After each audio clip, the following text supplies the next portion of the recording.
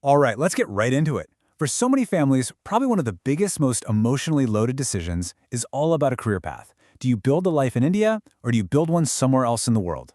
It's a question that really does shape futures. So in this explainer, we're going to unpack a framework to help make that choice consciously without all the fear and regret that usually comes with it. I mean, this is the classic dilemma, isn't it? It's almost always framed as the simple black or white choice. Do you pick the safety and tradition you know at home, or do you go for the opportunity and exposure of a foreign country? For generations, this is the exact question that parents and their kids have been wrestling with.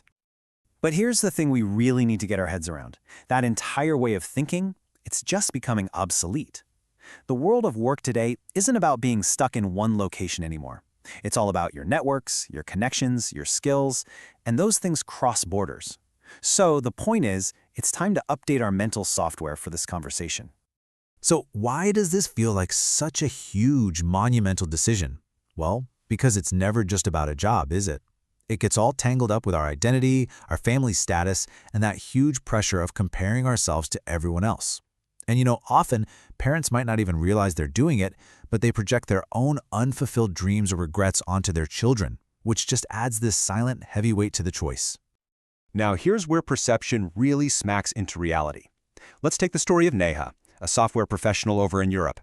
On paper, she's a huge success, right? Professionally, financially, she's ticking all the boxes. But her reality? She feels disconnected, and she's questioning her long-term happiness. And her quote just nails the whole issue. Global doesn't automatically mean better, it just means different.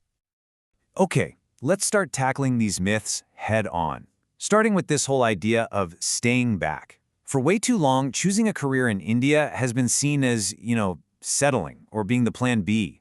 We really need to reframe that and see it for what it is today, a seriously strategic and powerful choice. And this slide just lays it out perfectly.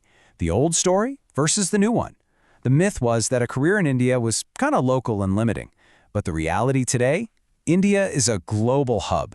It's buzzing with massive markets, incredible entrepreneurial energy, and pretty much all the world's biggest companies are here. It's not a compromise anymore, it's a launch pad. And this really highlights the strategic advantages that we sometimes just forget about. The sheer power of having your family support system right there, a lower cost of living which actually lets you take more risks, and the speed at which you can get real responsibility in an economy that's growing this fast. It's incredible. You don't have to leave India for a global career anymore. So many people are building world-class careers from right here. All right, now let's flip the coin and look at the other side. The goal here isn't to talk anyone out of a global career. Not at all. It's about balancing that dream with a really clear-eyed look at the trade-offs. It's about making a choice based on information, not just a fantasy.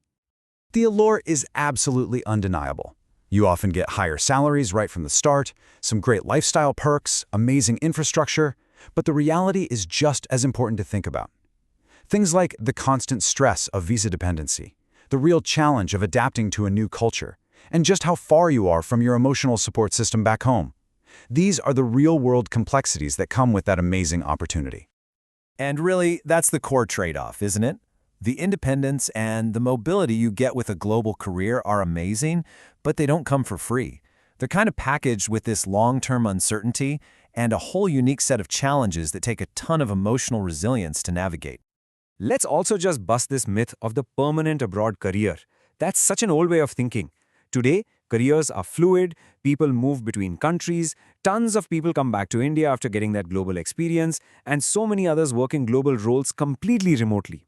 So think of your career less like a life sentence in one place and more like a series of chapters in a book. Okay, so we've taken apart the myths. Now, how do we actually make a better choice? This is where we get to a really practical framework. It's all about shifting the whole conversation away from fear and expectations and moving it toward a conscious, collaborative decision. So here it is, a set of decision filters to help guide the conversation. And notice what's at the very top. It's not geography, it's temperament.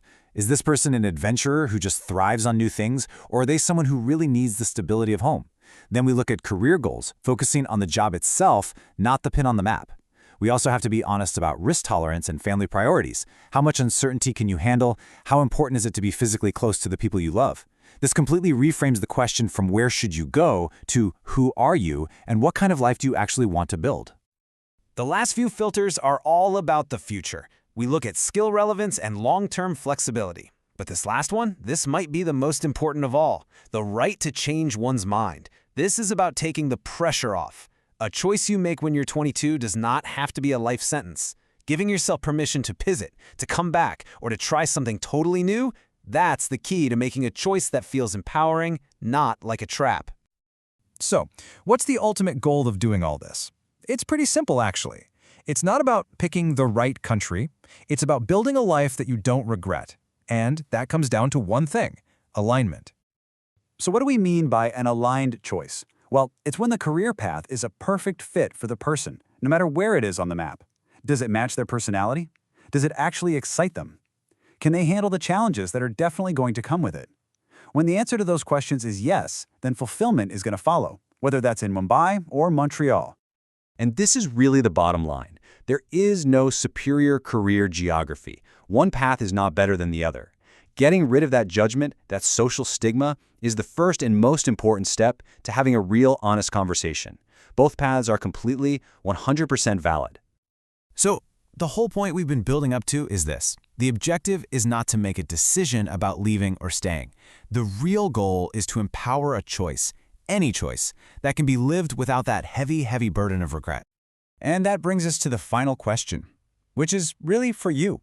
After seeing this framework, after taking apart some of these old myths, are you ready to have a new kind of conversation about all this? One that isn't based on fear or status, but on alignment and genuine happiness.